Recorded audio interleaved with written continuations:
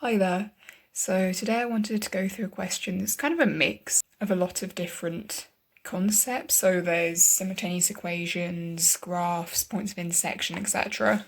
So the question tells us that the point of intersection that we're going to name A lies on the graphs y equals x brackets 4 minus x and y equals x squared bracket 7 minus x. Now to make it simpler, I'm just going to expand both of them to start with. So for the first one, I'll get 4x minus x squared.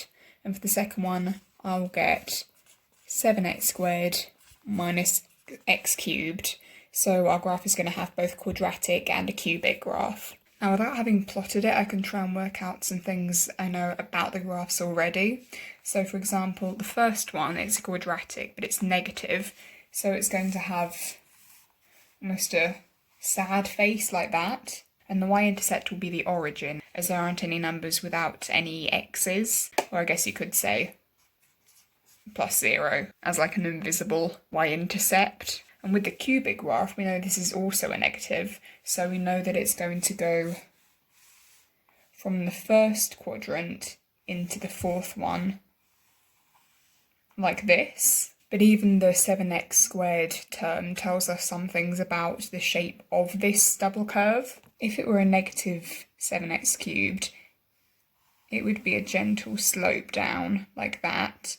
But since it's a positive, it's going to increase the curviness, I guess. So it'll look more like this. Now if I go ahead and put it into Desmos, I'm not going to use this to answer the question, I'm just going to use it as a checking afterwards and show you what it should look like if I combine both of these graphs. Also could solve it graphically like that. The question asked that we use... The other thing that the question tells us is that the answer for the coordinate of A needs to be in the form P minus Q 3 R plus S root 3. What I'm going to start with is using simultaneous equations are equal to y. I can make them equal each other. Does that make sense? So I can say 4x minus x squared equals 7x squared minus x cubed. And then get all of the terms onto one side and then 0 on the other. So for the sake of simplicity, I quite like having the biggest order positive. So I'll move the minus x cubed onto this side. So I'll add x cubed to both sides. So I'll have x cubed minus x squared plus 4x equals 7x squared. And then same with the next term. X cubed minus x squared plus 4x minus 7x squared equals 0. I can simplify that to be x cubed minus 8x squared plus 4x equals 0. Now the thing I'd like to do here is, since I'm trying to find an x and a y coordinate, is use something like the quadratic formula to find the value of x first, but I can't do that if the highest order that we have is a 3, so a cubic. So I can factorise the brackets using something found in all the terms, so an x. So I can take an x out, then say x squared minus 8x plus 4. Is it not too fiddly quadratic?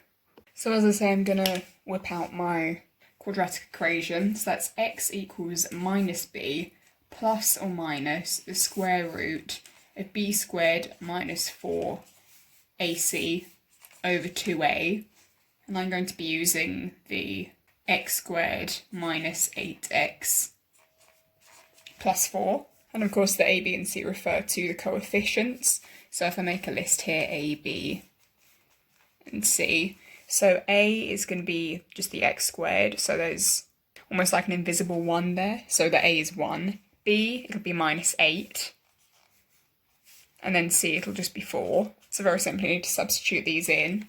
So our x values will be minus b, so minus 8, or minus 8, which would just be plus 8, plus or minus the square root b squared, so minus 8 squared, 64.